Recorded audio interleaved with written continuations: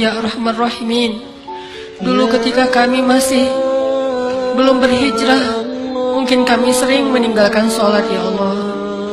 Mungkin kami sering melewatkan waktu subuh bahkan sampai hari ini ya Allah.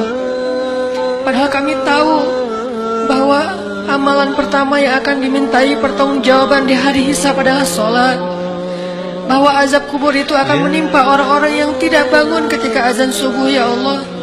Bahwa orang-orang yang tertidur pulas dan melewatkan waktu subuh akan dihancurkan tengkorak kepalanya di dalam kubur ya Allah. Tetapi kami senantiasa melewatkan waktu subuh. Ampunkanlah dosa kami ya Allah. Kuatkanlah kami untuk bisa melaksanakan sholat subuh. Kami sadari itu dosa satu itu saja sudah cukup bagi kami untuk bisa masuk ke dalam api neraka ya Allah. Dosa melewatkan waktu subuh saja sudah cukup alasan untuk kami menjadi ahli neraka ya Allah. Ampunkanlah dosa kami.